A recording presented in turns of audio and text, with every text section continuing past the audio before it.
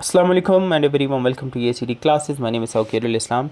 So continuing our general knowledge series for the नायब तहसीलदार examination, अभी तक हमने जीके का पोर्शन है और उसमें हमने वर्ल्ड जोग्राफ़ी जो आपका physical and political division of the world था उसको कवर किया हुआ है।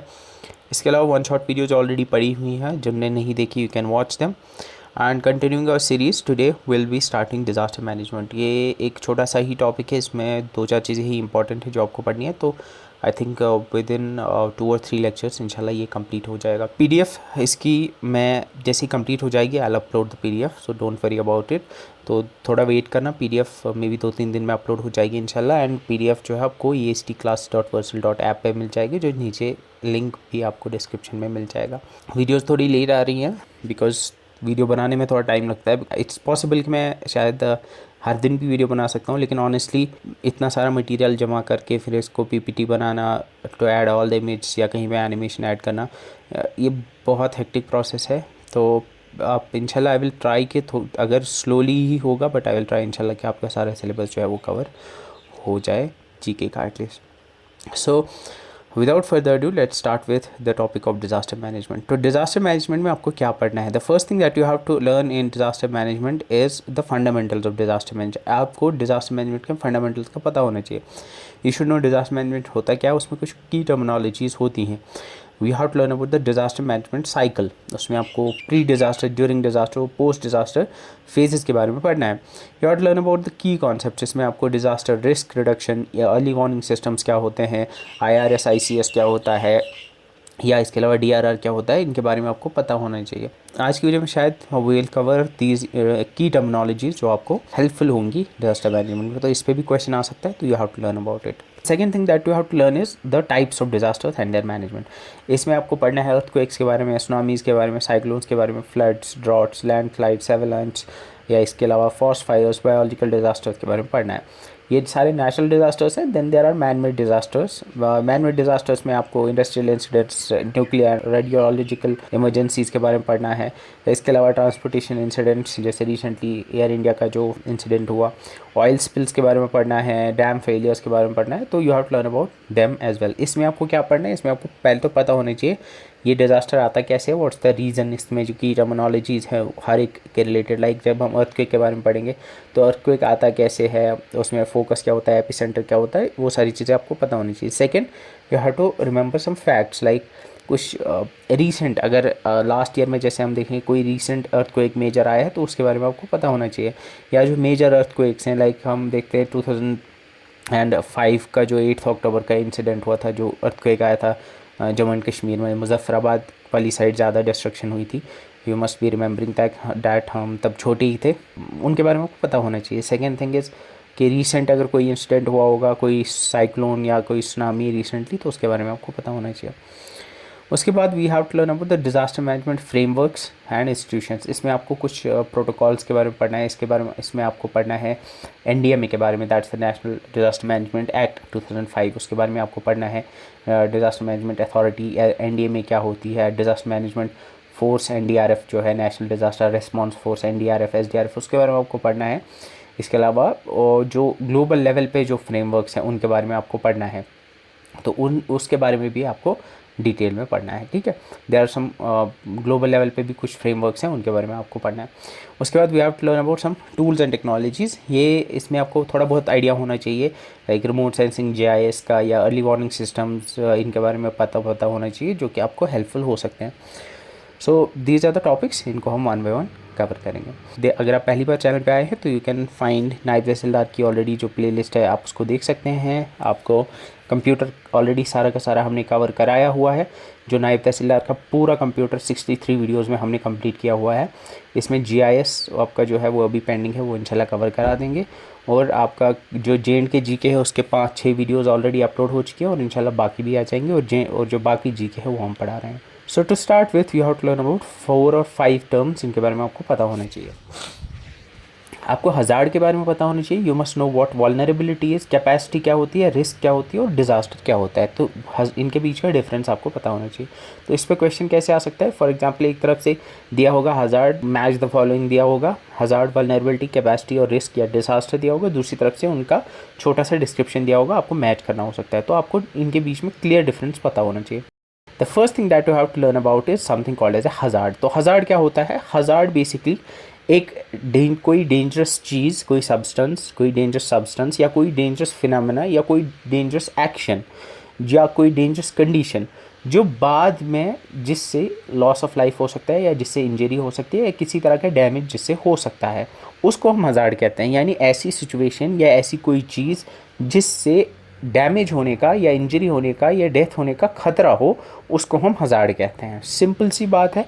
तो हज़ार्ड जो है वो क्या होते हैं, basically they are potential threats, यानी जो पोटेंशियली हमें बाद में हार्म कर सकते हैं, उनको हम हज़ार्ड कहते हैं। इसमें एग्जाम्पल क्या है, एग्जाम्पल है इसकी for example earthquake prone fault line. अगर आपको पता होगा कि दुनिया जो है, बेसिकली जो अर्थ है, ये बनी हुई है टेक्टोनिक प्लेट्स की। जैसे आपको पता होगा ये यूरेशियन प्लेट है जैसे आप नीचे देख पा रहे होंगे, ये नॉर्थ अमेरिकन प्लेट है, ये अफ्रीकन प्लेट है, इसी तरह से ये ऑस्ट्रेलियन प्लेट है, ये यहाँ पे ये फिलिपाइना प्लेट है। इसी तरह से ये दुनिया भर में बहुत सारी टेक्टोनिक प्लेट्स हैं और ये टेक्टोनिक प्लेट्स जो है ये मूव करती रहती है स्लोली, लेकिन मूव करती है। जैसे अगर आपको पता होगा ये वाली प्लेट जो है ये यूरेशियन प्लेट के साथ, इंडियन प्लेट जो है ये इधर यूरेशियन प्लेट के साथ मतलब ऊपर की तरफ फोर्स एक्सर्ट करती रहती है। तो इस वजह से क्या होता है कि जहाँ पे ये दो प्लेट्स मिलती हैं उनको फॉल्ट लाइंस कहते हैं। जैसे यहाँ पे ये अफ्रीकन प्लेट और यूरेशियन प्लेट या इंडियन प्लेट और यूरेशियन प्लेट जहाँ पे मिलती हैं उसको फॉल्ट लाइन कहते हैं। और इस फॉल्ट लाइन के अलोंग जो भी एरियाज़ आते हैं वो जो होते हैं दे आर अर्थक्वेक प्रोन, यानी वहाँ पे जलजला या अर्थक्वेक आने के चांसेस होते हैं, क्योंकि नीचे जो टेक्टोनिक प्लेट्स हैं वो टेक्टोनिक प्लेट्स मूव करती है और उनमें फ्रिक्शन की वजह से फिर अर्थक्वेक आता है। ठीक है, वो हम बाद में पढ़ेंगे एग्जैक्टली कैसे होता है, बट अभी के लिए आप याद रखो कि दुनिया भर में कुछ ऐसी फॉल्ट लाइंस हैं। जैसे यहाँ पे यू कैन सी ये डॉटेड लाइंस आप देख रहे हो, ये सारी फॉल्ट लाइंस है और इन फॉल्ट लाइंस जो हैं इनके अलोंग जो भी एरियाज़ हैं ये सारे अर्थक्वेक प्रोन होते हैं। तो हम कह सकते हैं कि ये एक हज़ार्ड है, यानी अर्थक्वेक प्रोन फॉल्ट लाइन एक हज़ार्ड है। यानी ये जो फॉल्ट लाइन है ये एक हज़ार्ड है। हज़ार्ड का मतलब है कि इससे बाद में लॉस ऑफ लाइफ हो सकता है, क्योंकि बाद में इसकी वजह से अर्थक्वेक आ सकता है और अर्थक्वेक की वजह से फिर लॉस ऑफ लाइफ या डैमेज हो सकता है। या इसकी और एक एग्जांपल है cyclone prone coast line. For example ये हम बाद में पढ़ेंगे भी, जो इंडिया का ईस्टर्न कोस्ट है, ये जो यहाँ पे अब उड़ीसा का या आंध्र प्रदेश का ये जो कोस्टल एरिया है ये जो है इसमें साइक्लोन ज़्यादा आती है, क्योंकि यहाँ पे ये जो बे ऑफ बंगाल का जो सी है, बे ऑफ बंगाल का जो एरिया है यहाँ पे बहुत सारी साइक्लोन्स बनती हैं और वो साइक्लोन जो है इधर इंडिया को हिट करती है। इस वजह से ये कोस्टल एरिया है ये साइक्लोन प्रोन है। तो अगर कहीं पे ऐसी कोस्ट लाइन है, ऐसा कोस्टल एरिया है जो साइक्लोन प्रोन है, तो वो एक हज़ार्ड है, यानी वहाँ पे बाद में डैमेज हो सकता है। या आपने देखा होगा मे बी हज़ार्डस सब्सटेंस, इस तरह का आपने कहीं पे एक वार्निंग सिंबल देखा होगा कहीं पे। फॉर एग्जांपल अगर आपने कोई फ्लेमेबल सब्सटेंस है, कोई कहीं पे पेट्रोल है या कहीं पे कोई और चीज़ है जो फ्लेमेबल है, अगर आपने उसको सेफली कहीं पे स्टोर नहीं किया है, आपने उसको ऐसी जगह पे रखा है जहाँ पे आग लगने का चांस है, तो वो एक हज़ार्ड बन जाएगा। या कहीं पे for example steep unstable slope है, कहीं पे ऐसे ढलान है और वो अनस्टेबल है, यानी जैसे आप देखते हो फॉर एग्जांपल जो जम्मू श्रीनगर अगर आपने ट्रैवल किया होगा नेशनल हाईवे पे, तो वहाँ पे जो सड़क है इसकी जब उन्होंने वाइडनिंग की थी उस रोड की, तो वाइडनिंग करने की वजह से उन्होंने जो साइड में जो माउंटेन था या जो हिल्स थे उनको उन्होंने काटा तो उस वजह से क्या हुआ कि वहाँ पे जो रोड के साइड में जो पहाड़ी है उसकी जो ढलान है वो अनस्टेबल हो गई, क्योंकि जब उसको मशीनों के ज़रिए काटा गया तो उस वजह से वो अनस्टेबल हो गई। तो वहाँ पे हज़ार्ड है, क्योंकि वो बाद में वहाँ पे लैंडस्लाइड आ सकता है। तो आई थिंक ये क्लियर हो गया होगा कि हज़ार्ड बेसिकली क्या है। हज़ार्ड एक ऐसी सिचुएशन है, एक ऐसी कंडीशन है या कोई ऐसी चीज़ है जिससे लॉस ऑफ लाइफ का, डैमेज का, इंजरी का खतरा हो सकता है, उसको हम कहते हैं हज़ार्ड। सिंपल है। अब हज़ार्ड जो है ये मैन मेड भी हो सकता है, ये हज़ार्ड जो है नेचुरल भी हो सकता है। फॉर एग्जांपल जो फॉल्ट लाइंस हैं अर्थ के अंदर, टेक्टोनिक प्लेट्स के अंदर, वो फॉल्ट लाइंस जो है वो नेचुरल हज़ार्ड है, उनको वो नेचुरली एग्जिस्टिंग हज़ार्ड है। ऐसे ही फॉर एग्जांपल अगर आपने कोई फ्लेमेबल चीज़ अगर आपने कहीं पे रखी है जहाँ पे उसको आग लगने का खतरा है, तो वो एक मैन मेड हज़ार्ड है। तो हज़ार्ड मुझे लगता है समझ आ गया होगा। हज़ार्ड क्या है? Simply hazard is nothing but a dangerous phenomena जो बाद में एक डिज़ास्टर में कन्वर्ट हो सकती है। एक ऐसी सिचुएशन, एक ऐसी चीज़ जो बाद में डिज़ास्टर में कन्वर्ट हो सकती है। ठीक है, उसके बाद भी है वल्नरेबिलिटी। तो वल्नरेबिलिटी एक सिंपल वर्ड है जिसका आपको पता भी होगा। हम कहते हैं कि ये बंदा वल्नरेबल है। वल्नरेबल का मतलब है कि इसको खतरा है किसी चीज़ का। तो ऐसे ही वल्नरेबिलिटी का मतलब होता है कि अगर कोई चीज़ या कम्युनिटी या कोई एरिया या कोई रीजन अगर उसको खतरा है किसी डिज़ास्टर की वजह से डैमेज होने का, तो हम कहेंगे कि दिस कम्युनिटी और this region is vulnerable. Simple चीज़ है। तो वल्नरेबिलिटी क्या है? बेसिकली वल्नरेबिलिटी, अगर कोई कम्युनिटी वल्नरेबल है या अगर कोई रीजन वल्नरेबल है, तो इसका मतलब ये होगा कि इस पे हज़ार्ड का इम्पैक्ट ज़्यादा होगा, या अगर कल को डिज़ास्टर आया तो इस पे बहुत ज़्यादा इसका असर होगा। तो वल्नरेबिलिटी जो है, वल्नरेबिलिटी सिंपली क्या होता है? It's the characteristic and circumstances of a community, system और asset that make it susceptible to the damaging effects of a hazard. It reflects the inability to withstand, cope with और recover from the impact of a hazard. मतलब अगर कोई vulnerable है, अगर किसी community में vulnerability है, अगर किसी एरिया में वल्नरेबिलिटी है, तो ये उसकी इनएबिलिटी टू विथस्टैंड को दिखाता है. यानी ये उसकी विथस्टैंड, यानी विथस्टैंड का मतलब होता है डटे रहना. यानी कल को अगर डिज़ास्टर आया तो ये स्टैंड नहीं कर पाएंगे, यानी जो वल्नरेबल पीपल होंगे वो स्टैंड नहीं कर पाएंगे in case of A disaster. ठीक है, या उसके साथ कोप नहीं कर पाएंगे या फिर रिकवर नहीं कर पाएंगे इफ़ अनफॉर्चुनेटली डिज़ास्टर अगर हिट करता है. अब वल्नरेबिलिटी हो सकती है फिजिकल फैक्टर्स की वजह से भी, ये सोशल फैक्टर्स की वजह से भी हो सकती है, इकोनॉमिक फैक्टर्स की वजह से भी हो सकती है. यानी अगर कोई कम्युनिटी वल्नरेबल है तो वो फिजिकल फैक्टर्स की वजह से भी हो सकती है. फॉर एग्जांपल, एक एरिया है जहाँ पे पुअरली कंस्ट्रक्टेड बिल्डिंग्स है. फॉर एग्जांपल, एक एरिया है जहाँ पे अर्थक्वेक आने का खतरा है, और अर्थक्वेक आने का खतरा है, और साथ में ऑन टॉप ऑफ दैट वहाँ पे जो लोग रहते हैं उन्होंने जो मकान बनाए हैं वो पुअरली कंस्ट्रक्टेड है, वो मतलब वो अर्थक्वेक रेजिस्टेंट कंस्ट्रक्शन नहीं है. तो हम कहेंगे कि वो जो कम्युनिटी वहाँ पे रहती है वो वल्नरेबल है, क्योंकि हमें पता है कि कल को अगर डिज़ास्टर आया तो they won't be able to withstand that, क्योंकि इनकी जो बिल्डिंग्स है वो पुअरली कंस्ट्रक्टेड है.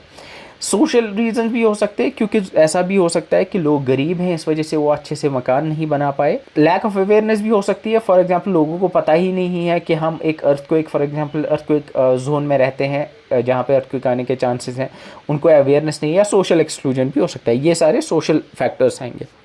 इकोनॉमिक फैक्टर्स भी आ सकते हैं.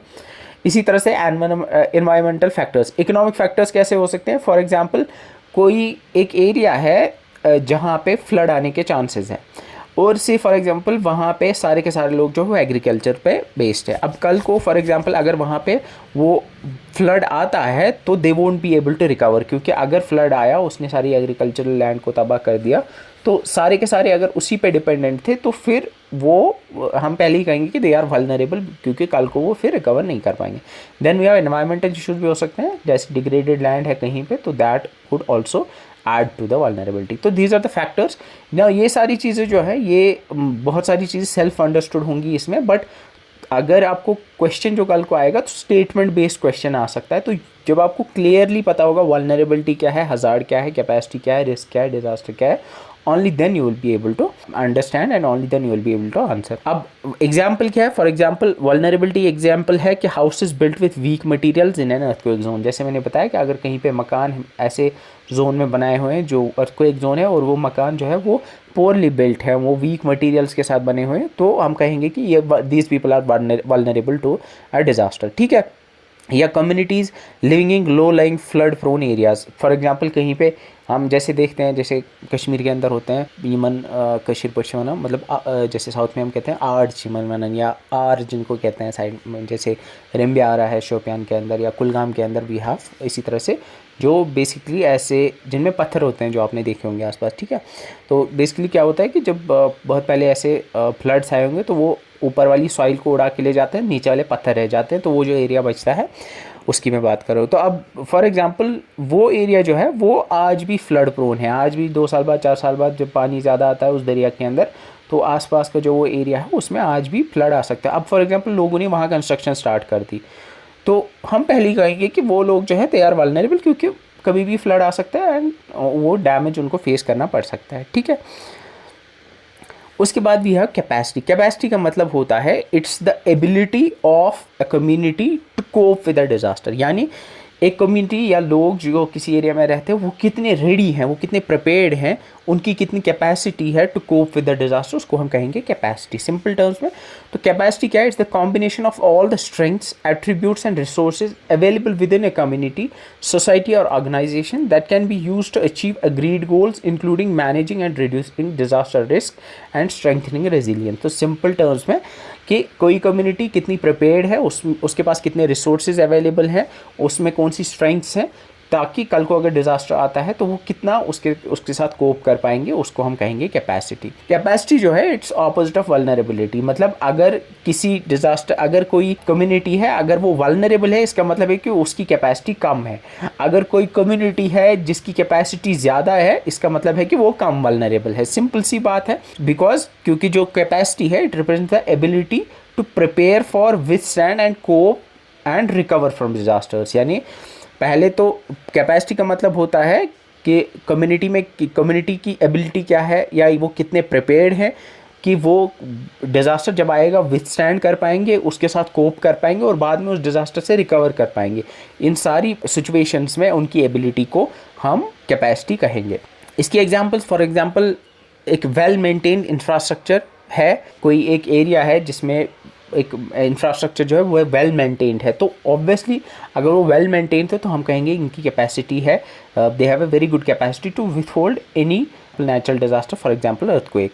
There are say emergency funds हैं लोकल कम्युनिटी में, कहीं पे किसी एरिया में किसी स्टेट में उनने फंड्स रखे हुए हैं कि कल को अगर डिज़ास्टर आता है तो विल यूज़ दोज फंड्स। तो ऑब्वियसली अगर ऐसी चीज़ होगी, इमरजेंसी फंड्स होंगे, तो मतलब उनकी कैपेसिटी है, they are prepared, they are ready for the disaster. ठीक है, या अगर किसी कम्युनिटी में फॉर एग्जांपल स्किल्ड पर्सनल होंगे, स्किल्ड पर्सनल मतलब जो डिज़ास्टर आने के टाइम पे जो कि जिनके पास स्किल्स होंगे टू रिहेबिलिटेट द पीपल, या उनको उस डिज़ास्टर से निकालने के लिए अगर उनके पास स्किल होगा तो वी कैन से कि दे हैव द कैपेसिटी। ठीक है, तो सिंपल है, कैपेसिटी का मतलब होता है कि how prepared, what's the extent of the resources available with a community against for coping against a disaster. ठीक है, उसके बाद वी हैव रिस्क। रिस्क का मतलब होता है is the probability of the harmful consequence of expected losses. मतलब risk का मतलब है सिंपली कि किसी कम्युनिटी में कितना रिस्क या कितना प्रोबेबिलिटी है कि इसको कल को अगर डिजास्टर आएगा तो इसको मतलब लॉस हो सकता है। ठीक है, अब इसका एक मतलब एक फार्मूला है, ये कोई मैथमेटिकल फार्मूला नहीं है, इट्स नॉट समथिंग कि हज़ार्ड की कोई वैल्यू है, वेलनरेबिलिटी कोई वैल्यू है, एक कॉन्सेप्चुअल फार्मूला है। We say that risk equals to hazard multiplied by vulnerability divided by capacity. इसका मतलब है कि अगर हज़ार्ड ज़्यादा होगा तो रिस्क ज़्यादा होगा, यानी अगर कहीं पे हज़ार्ड है तो फिर डैमेज या रिस्क के चांसेस जो हैं वो ज़्यादा हैं। ठीक है, मतलब वहाँ पे हार्मफुल कॉन्सिक्वेंसेस के चांसेस ज़्यादा है। अगर किसी कम्युनिटी में वल्नरेबिलिटी है तो in that case as well risk के चांसेस ज़्यादा होंगे। ठीक है, यानी हार्मफुल कॉन्सिक्वेंसेस के चांसेस ज़्यादा होंगे। तो आपने देखा होगा whenever we have like equate things in this manner, तो जो ऊपर आते हैं यानी डिवाइड जो है यहाँ पे डिवाइड के ऊपर जो आते हैं वो कहते हैं कि ये दो जो है ये डायरेक्टली प्रोपोर्शनल टू रिस्क है, यानी hazard and vulnerability are directly proportional to risk, और कैपेसिटी जो है वो इनडायरेक्टली प्रोपोर्शनल है रिस्क के। इसका मतलब है कि अगर हज़ार्ड ज़्यादा होगा रिस्क भी ज़्यादा होगा, अगर वल्नरेबिलिटी ज़्यादा होगा रिस्क भी ज़्यादा होगा, लेकिन अगर कैपेसिटी ज़्यादा है तो रिस्क कम होगा। इसका सिंपल यही मतलब है, क्योंकि अगर कोई कम्युनिटी रेडी है, प्रिपेयर्ड है, उसके पास रिसोर्सेज है, तो उसमें डैमेज होने के चांसेस जो हैं कम है। ठीक है, सिंपल सी बात है। तो risk and vulnerability and hazard जो है वो डायरेक्टली प्रोपोर्शनल है रिस्क के, लेकिन कैपेसिटी जो है वो इनडायरेक्टली प्रोपोर्शनल है रिस्क के। ठीक है, ये सिंपल सी चीज़ है, आई डोंट थिंक इसमें ज़्यादा कुछ समझने की जरूरत है। तो रिस्क क्या है? Basically risk is about the likelihood and potential impact of a future adverse event, यानी रिस्क बेसिकली बताता है कि व्हाट्स द प्रोबेबिलिटी और व्हाट आर द चांसेस और what are the likelihoods of the impact of the future adverse event, यानी future में अगर कोई एडवर्स इवेंट होता है, कोई डिज़ास्टर होता है, तो उसके कितने चांसेस हैं डैमेज करने के, कितने चांसेस हैं हार्मफुल कॉन्सिक्वेंसेस के, उसको हम रिस्क कहते हैं, ठीक है। For example high risk of flooding in a densely populated area. For example एक डेंसली पॉपुलेटेड एरिया है, अगर वहाँ पे फ्लडिंग होती है तो in that case there we can say कि वहाँ पे हाई रिस्क है डैमेज के, क्योंकि अगर फ्लड आता है कल को और डेंसली पॉपुलेटेड एरिया है तो ऑब्वियस सी बात है कि जितनी पॉपुलेशन ज़्यादा होगी उतने ज़्यादा चांसेस होंगे कि वहाँ पे डैमेज ज़्यादा हो सकता है, ठीक है। सिंपल सी बात है। या ऐसे ही for example no early warning system during cyclone season, या फॉर एग्जांपल जब साइक्लोन का सीजन होता है, अगर हमारे पास अर्ली वार्निंग सिस्टम नहीं होगा, यानी पहले ही नहीं बताया दिया, कोई ऐसा सिस्टम नहीं होगा जो पहले ही बताएगा कि साइक्लोन आ सकता है, तो in that case as well risk जो है वो ज़्यादा है, ठीक है, क्योंकि उस केस में भी प्रोबेबिलिटी है कि ज़्यादा हार्मफुल कॉन्सिक्वेंसेज हो सकते हैं, ठीक है। सो उसके बाद वी हैव डिज़ास्टर। डिज़ास्टर क्या होता है? डिज़ास्टर होता है एक ऐसी सिचुएशन जिससे डिसरप्ट हो normal functioning of a community, जिसमें ह्यूमन लॉस, मटेरियल लॉस भी होता है या एनवायरमेंटल लॉस भी होता है, उसको हम कहते हैं डिज़ास्टर। यानी एक ऐसी सिचुएशन, डिज़ास्टर आई गेस आपको पता ही होगा, फॉर एग्जांपल एक ऐसी अनवांटेड सिचुएशन जिसमें लोगों को डैमेज हो या लोगों के प्रॉपर्टीज़ का डैमेज हो, लोगों के जानों का डैमेज हो, यानी लाइव्स का डैमेज हो, लॉस हो, उसको हम डिज़ास्टर कहते हैं। तो disaster is a serious disruption of functioning of a community और a society involving widespread human, material, economic और environmental losses and impacts which exceeds the ability of the affected community or society to cope with its own resources। यानी कोई ऐसी situation जिसमें इतना loss हो या जिसमें इतना disruption of the normal functioning of the community हो कि वो खुद से उसको फिर हैंडल ना कर पाए, उसको हम डिज़ास्टर कहते हैं। डिज़ास्टर फॉर एग्जांपल फ्लड एक डिज़ास्टर है, फायर एक डिज़ास्टर है, या there are so many other things जो डिज़ास्टर की कैटेगरी में आते हैं। फॉरेस्ट फायर्स उसमें कैटेगरी में आते हैं, ठीक है। तो डिज़ास्टर क्या है? Disaster is basically when hazard strikes a vulnerable population, तब उसको हम डिज़ास्टर कहते हैं। यानी अगर कहीं पे हज़ार्ड है और जब वो हज़ार्ड जो है वो कन्वर्ट होता है या वो हिट करता है या वो स्ट्राइक करता है एक वल्नरेबल एरिया को, तो एक डिज़ास्टर आता है। सिंपल सी बात है। तो हज़ार्ड क्या, बेसिकली हज़ार्ड एक पोटेंशियल थ्रेट है, लेकिन जब वो थ्रेट रियल में आए तो उसको हम डिज़ास्टर कहते हैं, ठीक है। तो हज़ार्ड जो है वो कन्वर्ट होता है किस में? आपके डिज़ास्टर में, ठीक है। For example 2004 Indian ocean tsunami, तो 2004 में इंडियन ओशन में सुनामी आई थी, श्रीलंका में डैमेज हुआ था, तमिलनाडु नीचे कोस्टल एरियाज में डैमेज हुआ था। और पहले तो एक्चुअली अर्थक्वेक आया था, हमने सुमात्रा इंडोनेशिया के कोस्ट के पास आया था अर्थक्वेक इंडियन ओशन के अंदर, फिर उससे सुनामी आई थी तो उससे बहुत सारा डैमेज हुआ था, हज़ारों लाखों लोग मरे थे उसकी वजह से। इसी तरह से 2001 गुजरात अर्थक्वेक, वो भी एक इट्स डिज़ास्टर है एक। इसी तरह से कोविड-19 पैंडेमिक, वो भी एक डिज़ास्टर की कैटेगरी में आता है। तो डिज़ास्टर में आप याद रखोगे, डिज़ास्टर एक ऐसी सिचुएशन होती है जिसमें normal functioning of the community impact होती है, जिसमें एनवायरमेंटल, ह्यूमन, मटीरियल और इकोनॉमिक लॉसेस होते हैं, और जिसको कम्युनिटी खुद से, जो अफेक्टेड कम्युनिटी होती है वो खुद से जिसको कोप ना कर पाए, उसको हम डिज़ास्टर कहते हैं, ठीक है। So in simple terms a hazard is a threat, यानी हज़ार्ड जो है वो एक खतरा होता है, वो थ्रेट होता है। हज़ार्ड मीन्स खतरा। A disaster is a threat that realise, disaster एक ऐसा खतरा होता है जो रियलाइज होता है। रियलाइज मतलब जो सच में आता है, ठीक है, with devastating consequences. And hazard जो है becomes a disaster when it hits a vulnerable population, यानी हज़ार्ड जो है वो डिज़ास्टर में कन्वर्ट तब होता है जब वो हिट करता है एक वल्नरेबल पॉपुलेशन को, ठीक है। So if I summarise this all, hazard और डिज़ास्टर के बीच के अगर मैं आपको डिफरेंसेस बताऊं, तो हज़ार्ड क्या है? Hazard is A potential threat और ए डेंजरस फिनोमेना। ये एक पोटेंशियल थ्रेट है जो पोटेंशियली आ सकता है, खतरा है जो हो सकता है। लेकिन डिज़ास्टर क्या है? इट्स एन एक्चुअल इवेंट, ये सच में एक इवेंट होता है जिसकी वजह से वाइड स्प्रेड डिस्ट्रप्शन और डैमेज होता है। ऑकरेंस, हज़ार्ड की occurrence, it may or may not lead to negative outcome. Hazard जो है ये ज़रूरी नहीं है कि उसका नेगेटिव आउटकम हो, ऐसा भी हो सकता है कि हज़ार्ड कभी रियलाइज़ हो ही ना। हज़ार्ड जो है कहीं पे फॉर एग्जांपल आपने अनसेफली कोई इनफ्लेमेबल सब्सटेंस स्टोर किया है, अब ज़रूरी नहीं है कि वो कन्वर्ट हो डिज़ास्टर में, ज़रूरी नहीं है कि वो बाद में कोई उसकी वजह से डैमेज हो। ऐसा भी हो सकता है कि वहाँ खतरा है लेकिन वो रियलाइज़ ना हो। लेकिन जो डिज़ास्टर है, डिज़ास्टर इज़ समथिंग जो कि रियलाइज़ हुआ हो। डिज़ास्टर मतलब डिज़ास्टर ऑकर होता ही होता है, यानी disaster is something that has actually awkward, ठीक है। इम्पैक्ट, जो हज़ार्ड है, हज़ार्ड को पोटेंशियल होता है, यानी हज़ार्ड हार्म कर सकता है, लेकिन डिज़ास्टर जो है ये एक्चुअल हार्म करता है। इट डज, ये सच में हुआ होता है। इसी तरह से एग्जाम्पल फॉर एग्जाम्पल है फॉल्ट लाइन जो मैंने आपको बोला, और अगर उस फॉल्ट लाइन में अर्थक्वेक आता है तो वो अर्थक्वेक डिजास्टर हो गया, ठीक है। यू कैन सी यहाँ पे वल्नरेबिलिटी, कैपेसिटी, रिस्क और डिजास्टर। फॉर एग्जाम्पल वल्नरेबिलिटी है कि फॉर एग्जाम्पल एक दरिया है, दरिया के पास कुछ लोग रहते हैं, और लेकिन वो लोग जो है वो basically they are not prepared, मतलब उनके मकान जो है दरिया के पास हैं, उनके पास वैसा स्ट्रक्चर भी नहीं है उनके बिल्डिंग्स का, तो दे आर वल्नरेबल। कैपेसिटी मतलब अगर उन लोगों के पास ऑलरेडी बोट्स हैं, वो ऑलरेडी प्रिपेयर्ड है, तो हम कहेंगे कि they have the capacity. Risk का मतलब हो गया कि अगर फॉर एग्जांपल उन लोग वो नहीं है उतने प्रिपेयर्ड, तो हम कहेंगे कि दे हैव द रिस्क, ठीक है। इसी तरह से डिजास्टर, अगर फ्लड आता है कल को बाद में, तो वो that flood would be a disaster, ठीक है।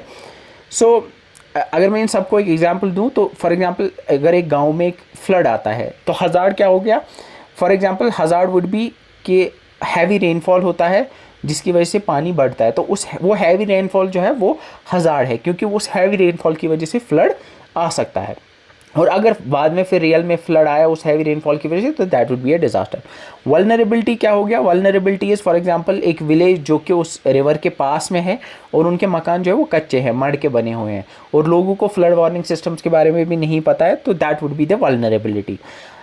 कैपेसिटी क्या है कि फॉर एग्जांपल जो लोग हैं वहाँ पे उनके पास कुछ सैंड बैग्स हैं, उनके पास छोटी बोट्स हैं, या उनके पास एक बिल्डिंग है, कुछ बिल्डिंग्स हैं जो थोड़े हायर एरियाज़ पे हैं, तो that would be the capacity. यानी उन अगर कल को डिजास्टर आता भी है, they are prepared for that, उनके पास वो कैपेसिटी है। रिस्क का मतलब होता है for example there is high risk of damage and injury during floods because of high vulnerability और लो कैपेसिटी। मतलब अगर कैपेसिटी उनकी कम होगी, लो कैपेसिटी होगी और वल्नरेबिलिटी ज़्यादा होगी, तो हम उस केस में कहेंगे कि they have a high risk of damage, यानी इस गाँव में ज़्यादा डैमेज हो सकता है। और डिजास्टर मैंने जो बोला कि फॉर एग्जाम्पल कि ऐसी सिचुएशन हो गई, फ्लड इतना आ गया कि वो उसको कोप ना कर पाए, that would be the disaster, ठीक है। सो with this we have completed the difference between hazard, vulnerability, capacity, risk and disaster. Now we will learn actually about the terminologies. Now we learn about the disaster management cycle, जो कि मेरे हिसाब से इस first part का one of the most important section है। तो disaster management basically first you have to understand disaster management होता क्या है। तो disaster management क्या है, it's the disaster management एक systematic process है of preparing, responding and recovering from disasters। यानी डिज़ास्टर्स के लिए प्रिपेयर रहना, उनके लिए प्रिपरेशन करना, जब वो डिज़ास्टर्स आए तो फिर रेस्पॉन्ड करना, और फिर जब डिज़ास्टर्स ख़त्म हो तो उसके बाद उन डिज़ास्टर्स से रिकवर करना।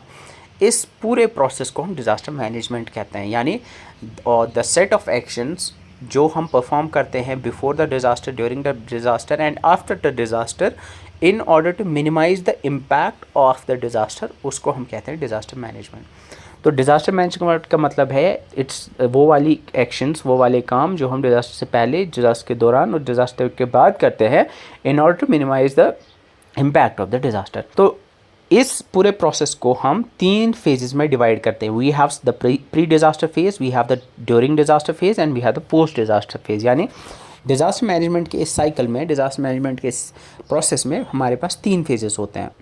डिज़ास्टर मैनेजमेंट ये कंटिन्यूअस और इंटीग्रेटेड प्रोसेस होता है जिसमें मल्टीपल फेजेस आते हैं। एक्चुअली 3 प्रोमिनेंट फेजेस आते हैं। पहला हमारा प्री डिज़ास्टर फेज़ होता है। प्री डिज़ास्टर फेज़ का मतलब है ये वो वाली एक्शंस हो या ये वो वाली एक्टिविटीज़ होती हैं जो हम डिज़ास्टर के स्ट्राइक करने से पहले करते हैं, यानी डिज़ास्टर से पहले जो काम करते हैं उनको हम प्री डिज़ास्टर फेज़ कहते हैं, उसको हम प्री डिज़ास्टर फेज़ कहते हैं। इसमें हम पढ़ते हैं प्रिवेंशन के बारे में, मिटिगेशन के बारे में और प्रिपेयर्डनेस के बारे में।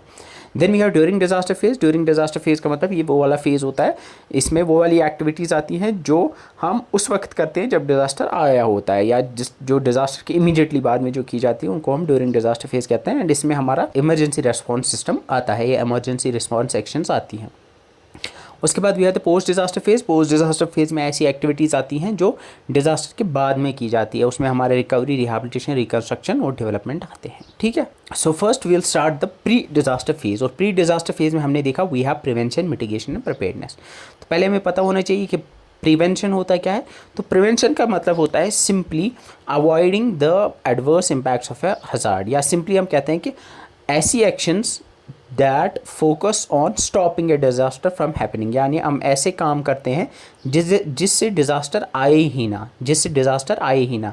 इन ए वे हम हज़ार्ड को ही ख़त्म कर देते हैं अगर पॉसिबल है, तो उसको हम प्रिवेंशन कहते हैं। प्रिवेंशन का मतलब है ऐसी एक्टिविटीज़ जो प्रिवेंट करे डिज़ास्टर होने से, यानी डिज़ास्टर को जो होने ही ना दे। फॉर एग्ज़ाम्पल, हम अगर गवर्नमेंट बैन करेगी construction in high risk zones, for example जो हाई रिस्क जोन्स है, for example zone 5 earthquake zone 5 में जो एरियाज़ आते हैं वहाँ बैन करेगी कि वहाँ बनाओ ही मत, या कहीं फॉर एग्जांपल दरिया के किनारों पे कंस्ट्रक्शन को बैन कर दे, या कहीं पे लैंडस्लाइड का खतरा है तो वहाँ बैन कर दे। तो जब वहाँ कंस्ट्रक्शन नहीं होगी, जब वहाँ पे लोग बसेंगे ही नहीं, तो कल को अगर फॉर एग्जाम्पल अर्थक्वेक आता भी है तो that would be a disaster, क्योंकि उसमें लॉस ऑफ लाइफ या लॉस ऑफ प्रॉपर्टी नहीं होगा, क्योंकि जब वहाँ पे मकान ही नहीं होंगे, लोग नहीं होंगे, तो डिज़ास्टर होगा ही नहीं है। ठीक है। या enforcing strict industrial safety standards, अगर हम इन्फोर्स कर पाए स्ट्रिक्ट इंडस्ट्रियल सेफ्टी स्टैंडर्ड्स तो इंडस्ट्रियल डिज़ास्टर नहीं होगा।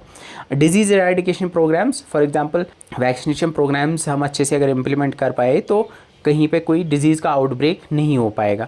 कंट्रोल डिफॉरेस्टेशन अगर हम करेंगे तो डिफॉरेस्टेशन की वजह से डिज़ास्टर्स हैं वो नहीं आ पाएंगे। ठीक है। तो प्रिवेंशन जो है, प्रिवेंशन इज़ डिज़ास्टर फेज़ का वो वाला पार्ट होता है, या वो वाली एक्टिविटीज़ होती है जिससे हम डिज़ास्टर को होने ही नहीं देते हैं। We try to eradicate the disaster in itself, disaster को ही नहीं होने देते हैं। ऑल्दो कंप्लीटली किसी डिज़ास्टर को रोकना इम्पॉसिबल होता है, बट एक हद तक हम उसको रोक सकते हैं। सेकंड जो होता है उसको मिटिगेशन कहते हैं। मिटिगेशन का मतलब होता है it is a set of measures undertaken to limit the adverse impact of natural hazards. मतलब प्रिवेंशन में हम डिज़ास्टर को ही नहीं होने देते, मिटिगेशन में हम डिज़ास्टर की वजह से जो इफ़ेक्ट या इम्पैक्ट होता है उसको कम करने की कोशिश करते हैं। तो वहाँ पे होता है टू स्टॉप द हैज़ार्ड, यहाँ पे होता है to limit the adverse impact of the hazard. ठीक है। तो इसमें हम क्या करते हैं, इसमें हमारा फोकस होता है टू रिड्यूस द सिवेरिटी और consequences of A disaster if it occurs, यानी अगर डिज़ास्टर होता है तो उसकी वजह से जो बाद में उसकी वजह से जो कॉन्सिक्वेंसेस होंगे उनको हम कम करने की कोशिश करते हैं। तो इन ए वे हम कह सकते हैं कि मिटिगेशन में हम we try to lessen the vulnerability of people and property, यानी लोगों की वल्नरेबिलिटी को हम कम कर देते हैं। ठीक है। सो इसमें दो तरह की मिटिगेशन होती है, we have structural mitigation and we have non structural mitigation. Structural mitigation में आती हैं फिजिकल कंस्ट्रक्शन। फॉर एग्जांपल, हम ऐसी बिल्डिंग्स बनाएंगे जो अर्थक्वेक रेजिस्टेंट होंगे। तो अगर हमने एक ऐसी बिल्डिंग बनाई जो अर्थक्वेक रेजिस्टेंट होगी, तो कल को अगर डिज़ास्टर आएगा भी, कल को अगर अर्थक्वेक आएगा भी तो डैमेज नहीं होगा।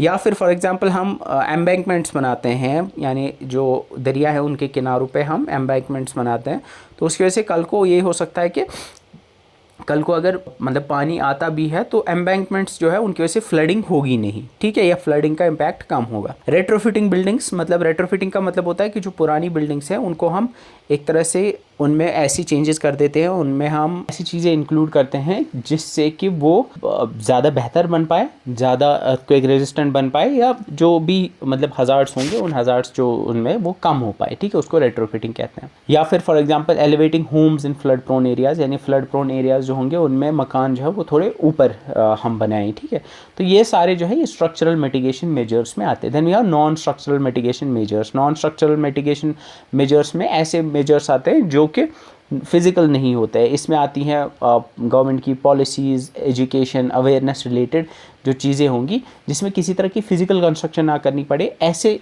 मेजर्स को हम नॉन स्ट्रक्चरल मिटिगेशन में रखते हैं।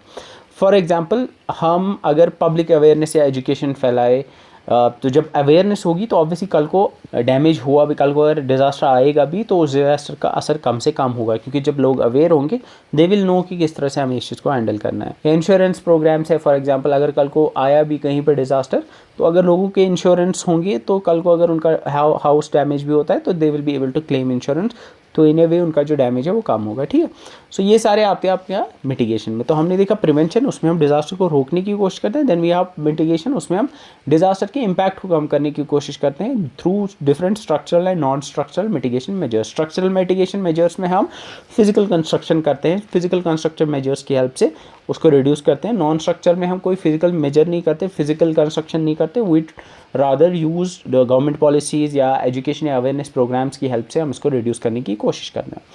Then the third one of the pre disaster phase is the preparedness. Preparedness का मतलब होता है simply knowledge and capacities developed by the governments और communities to effectively anticipate, respond to and recover from impacts of likely imminent और current hazard events और condition.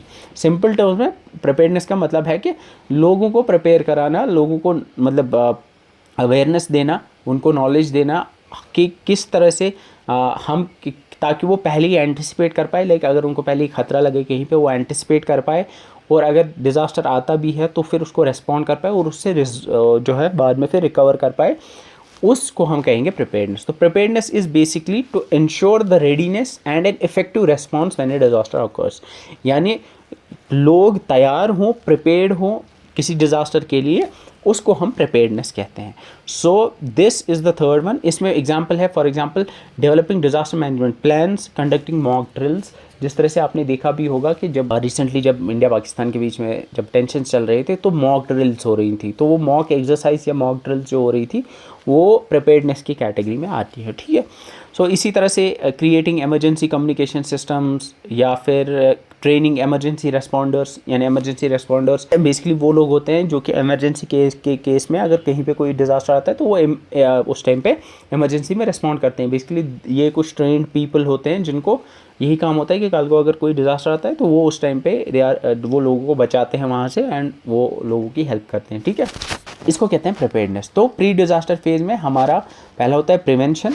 उसमें हम totally कोशिश करते हैं कि हम डिज़ास्टर को होने ही ना दें. देन होता है मिटिगेशन. उसमें हम कोशिश करते हैं कि हाँ डिज़ास्टर के इम्पैक्ट्स को कम करें. Then we have preparedness. Preparedness में हम कोशिश करते हैं कि हम लोगों को प्रिपेयर कराएं, हम ऐसे मेजर्स लें जिससे लोग तैयार रहें इसके लिए और कल को अगर डिज़ास्टर आता है तो उनके लिए आसान हो. Like stock piling emergency supplies for example.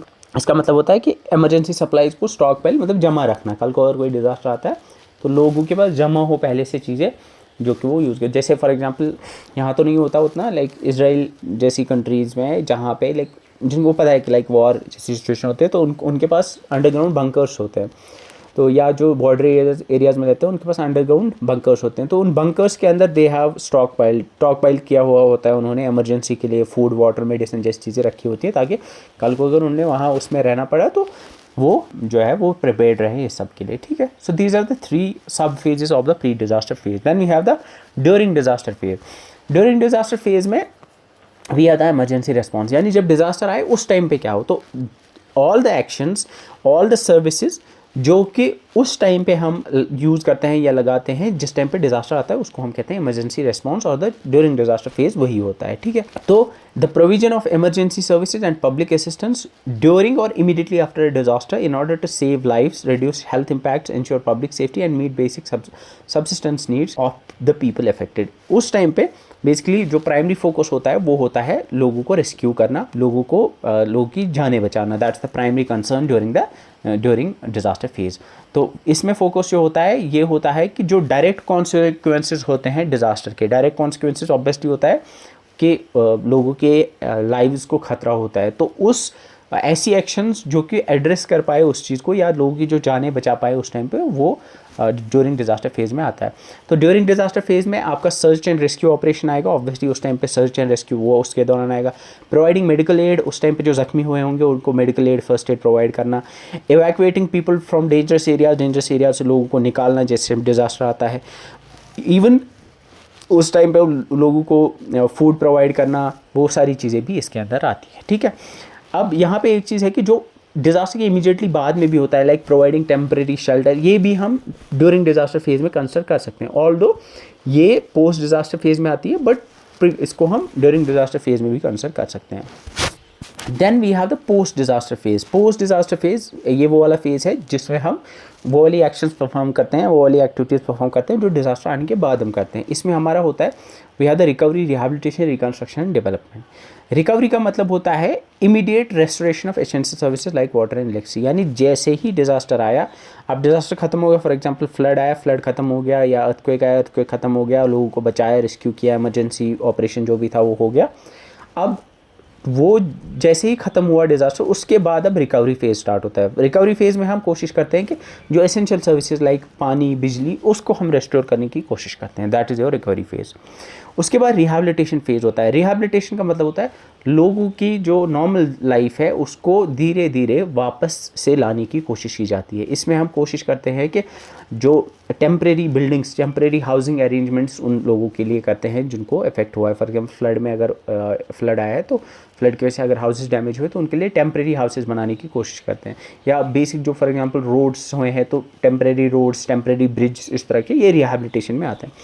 Then we have the reconstruction. Reconstruction में हम ये थोड़ा बाद में आता है एंड इसमें we try to rebuild those houses. We try to rebuild all the जो भी कंस्ट्रक्शन डैमेज हुई होती है उसको बिल्ड करने की कोशिश करते हैं। रिहैबिलिटेशन में हम टेम्परेरली उनको लाइक टेंट्स प्रोवाइड करते हैं या बाकी चीज़ें जो आएंगी। रिकंस्ट्रक्शन फेज़ में हम उनके लिए we try to build houses for them, लेकिन वो हाउसेज जो है उनको हम अर्थक्वेक रेजिस्टेंट या फ्लड रेजिस्टेंट या जो भी वो वहाँ पे डिज़ास्टर आया होगा उस रेजिस्टेंट टू दैट हम उनको बनाने की कोशिश करते हैं।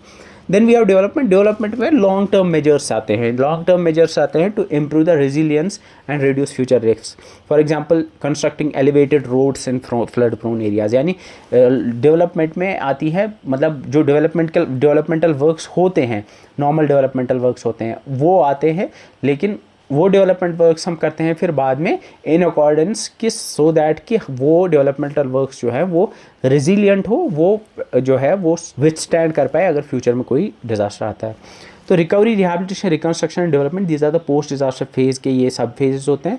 रिकवरी में हम इमीडिएटली हम रेस्टोर करते हैं एसेंशियल सर्विस को। रिहैबिलिटेशन में हम टेम्परेरीली लोगों की जो रिहैबिलिटेशन में हम लोगों की जो नॉर्मल लाइफ है उसको वापस लाने की कोशिश करते हैं by providing temporary housing, temporary bridge या रोड्स बनाने की कोशिश करते हैं, या उसके रिलेटेड और भी जो चीज़ें होगी। रिकंस्ट्रक्शन में we try to rebuild the resilient houses, resilient construction. उसके बाद डेवलपमेंट के फेज़ में एक लॉन्ग टर्म प्लान होता है, लॉन्ग टर्म मेजर्स होते हैं जो कि हम इम्प्लीमेंट करते हैं। ठीक है,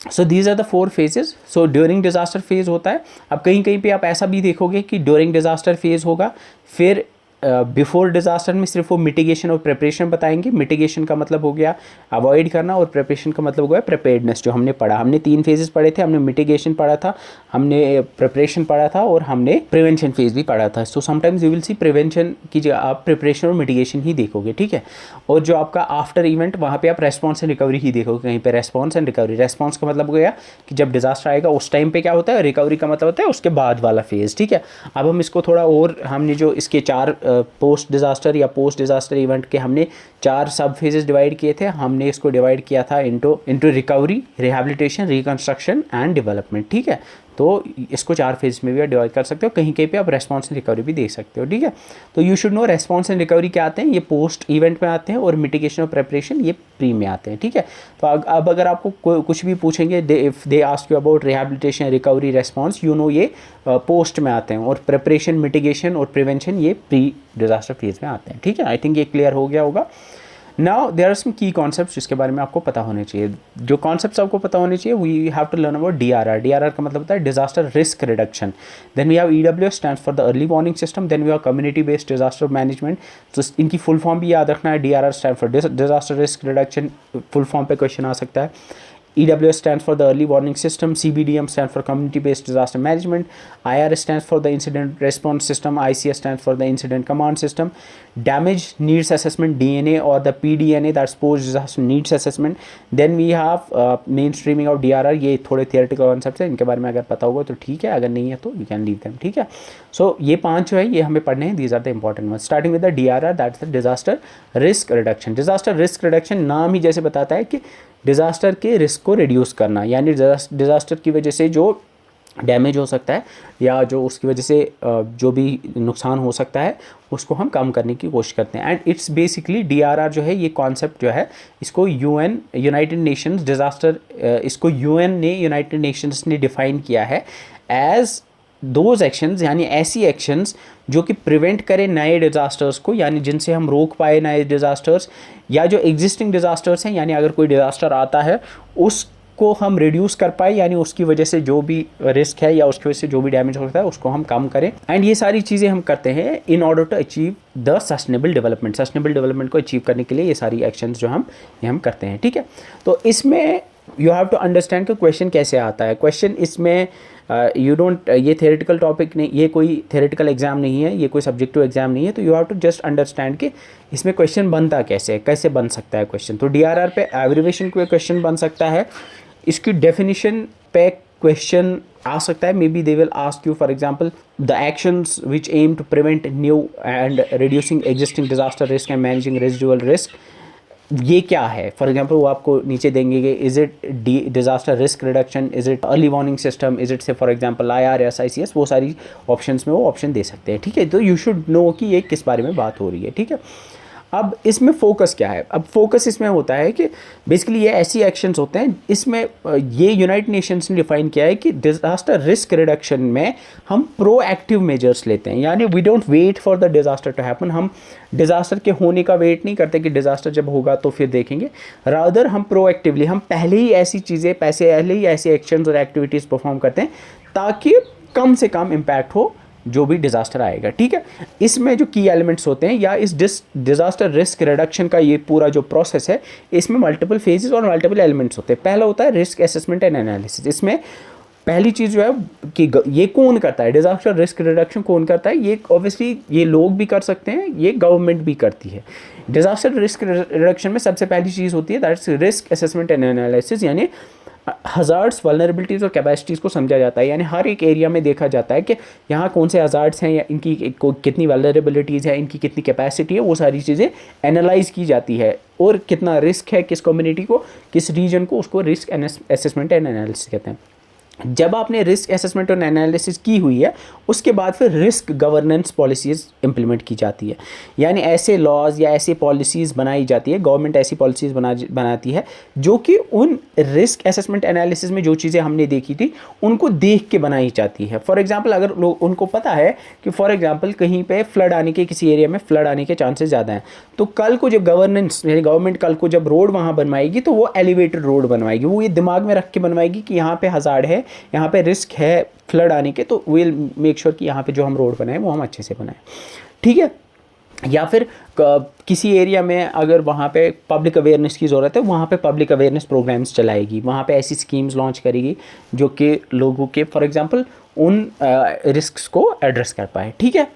इसके बाद investing in DRR for resilience, यानी जब जो अभी मैं बोल रहा था कि जब गवर्नमेंट इन्वेस्ट करेगी तो वो डिज़ास्टर रिस्क रिडक्शन के को मद्देनज़र रख के वो इन्वेस्ट करेगी, यानी ऐसी बिल्डिंग्स बनाएगी या ऐसे डेवलपमेंटल वर्क्स करेगी, चाहे वो स्ट्रक्चरल फॉर्म में या नॉन स्ट्रक्चरल मेजर्स हों लाइक लैंड यूज़ प्लानिंग या पब्लिक अवेयरनेस की फॉर्म में, वो इम्प्लीमेंटेशन जो है वो उसको दिमाग में रख के की जाएगी।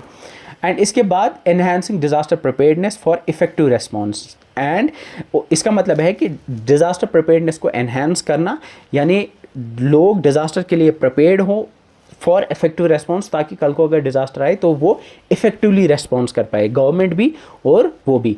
सो that to build back better, BBB ये याद रखना, इसकी फुल फॉर्म है build back better in recovery. इसका मतलब है जब डिज़ास्टर आए, जब ख़त्म हो जाए डिज़ास्टर, तो फिर उसके बाद जब हम बिल्ड कर पाए तो हम बेटर बिल्ड कर पाए, यानी हम ऐसी बिल्डिंग्स बनाए जो रेजिलियंट हो, हम ऐसे कंस्ट्रक्शन वर्क्स कर पाए जो रेजिलियंट हो, हम ऐसे लाइक पॉलिसीज़ बाद में चलाए जो कि आगे जाके, ताकि फ्यूचर में और फिर से वो डैमेज ना हो पाए, ठीक है। तो इसमें ज़्यादा नहीं है, I think you just have to, आपको बस समझ आनी चाहिए बातें। लाइक अगर कहीं पे भी कोई भी स्टेटमेंट लिखा हुआ है तो उस स्टेटमेंट को you should be able to understand. तो क्वेश्चन कल को अगर स्टेटमेंट बेस्ड भी आएगा तो क्वेश्चन उस स्टेटमेंट को पढ़ के you should be able to say कि क्या ये सही है या गलत है, ठीक है। इसमें उस टाइप का क्वेश्चन आ सकता है। थोड़ा थियोरेटिकल है तो थोड़ा थियोरेटिकल बेस पे आपको सब्जेक्टिव टाइप अंडरस्टैंडिंग होनी चाहिए कि इसमें ज़रूरी नहीं है कि आपको एग्जैक्टली पता होना चाहिए। तो कल को इसमें अगर सब्जेक्टिव टाइप या थोड़ा सा वो स्टेटमेंट बेस्ड क्वेश्चन आएगा तो आप इंट्यूशन से भी कर सकते हो। अगर आपको स्टेटमेंट पढ़ के समझ आए कि इसका क्या है तो आप अपने माइंड से भी उसको सही आंसर लगा सकते हो, ठीक है। तो इसमें आप याद रखना, इसमें जो इम्पोर्टेंट बात है वो ये है कि डिज़ास्टर रिस्क रिडक्शन जो है ये वो एक्शंस होती हैं जिनमें हम प्रोएक्टिवली, यानी डिज़ास्टर से पहले भी और डिज़ास्टर के बाद भी हम डिज़ास्टर के रिस्क को कम करते हैं और उसकी वजह से जो डैमेज होता है उसको कम करने की कोशिश करते हैं। उसमें मल्टीपल फेज़ होते हैं, लाइक रिस्क असेसमेंट एनालिसिस होती है, फिर रिस्क गवर्नेंस है, फिर इम्प्लीमेंटेशन एंड इन्वेस्टिंग होती है, और फिर पोस्ट डिज़ास्टर फेज़ में जो एक्शन होती हैं वो भी आती हैं। अब इसमें इंपॉर्टेंट जो है, जो आपको याद रखना है वो ये है, ये पूछा जा सकता है कि यूनाइटेड नेशंस जनरल असेंबली ने 1990s को, यानी 1990 से लेकर 1999 तक जो डेकेड थी उसको international decade for national disaster reduction declare किया था। ये तो याद रखना, 1990s जो थे ये पूछा जा सकता है, it was the international decade for national disaster reduction. अब नेशनल डिज़ास्टर रिडक्शन जो है, इसके लिए there is a disaster risk reduction score एक होता है। It was propose under the Hyogo framework, ये हमें पढ़ना है, ह्योगो फ्रेमवर्क के बारे में हमें पढ़ना है।